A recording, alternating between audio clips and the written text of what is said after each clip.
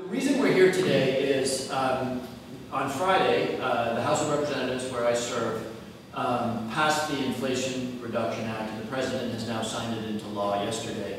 And like in everything else that happens in Washington, if you turn on the cable news, you're going to hear all kinds of noise about the bill. And a lot of the noise is, well, how much is it going to reduce inflation?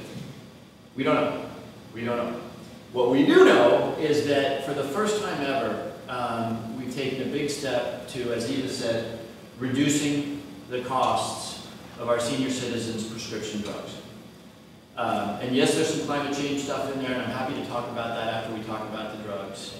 There's more money for IRS to go after tax cheats, which is getting a lot of attention in the press, and we can talk about that if you like. But what I really want to be very clear on, and I'm so glad that we've got a representative from AARP and the mayor and the senator here, because it's important that our seniors understand what's going to happen in the next couple of years with their prescription drug prices. And the headline is two things. Number one, starting in a couple of years, Medicare will negotiate with the drug companies for volume discounts on, starting with the 10 most popular, I shouldn't say popular, the 10 most used drugs. And every year they will add 5 to that list. And these will be the drugs that are most used by seniors, not drugs that are only used by people with sort of unusual conditions. They will negotiate the price of those drugs.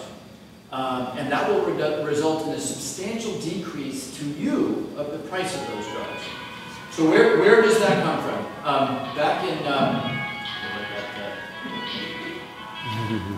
don't worry, I do that all the time. Back when, in the George W. Bush administration, Medicare, some of you will remember this, Medicare through Part D started covering the costs of prescription drugs. As part of that deal, the federal government was prohibited from negotiating volume discounts for those drugs. I can't tell you, I wasn't in Congress at the time, so I'm not quite sure why that deal got made. But if you think about it, this is really important. My Republican friends are saying that this is price setting by the government. It's not. There's going to be a negotiation. So I'll give you an example. When Ford Motor Company, which builds an awful lot of cars in this country, buys steering wheels to put into their cars, Ford Motor Company goes to the folks that make the steering wheels and say, hey, we're Ford Motor Company, we're going to negotiate a volume discount on these steering wheels. That's what the government is doing. It's not price fixing, it's not cost controls, it's a big, big buyer negotiating a good price. As a result, senior citizens are going to see the costs every year of more and more drugs go down. And two other things I want to leave you with, and this is really the important stuff. And I'm going to ask my friend from AARP to get into some of the details, but also, no senior will be required to pay more than a total of $2,000 out of pocket for their drugs. Now, I think other expenses are excluded from that, but there will be a $2,000 cap on what a senior citizen pays for their prescription drug prices.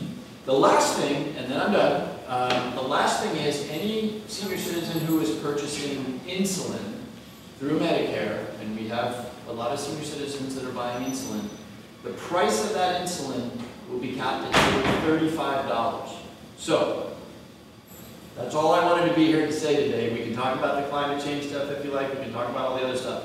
But when you hear all the arguments about the Inflation Reduction Act, know that it is going to have a substantial downward pressure on the prescription drugs that our senior citizens buy. It's going to cap insulin at $35, and it's going to cap out-of-pocket expenses for any senior in this country at $2,000.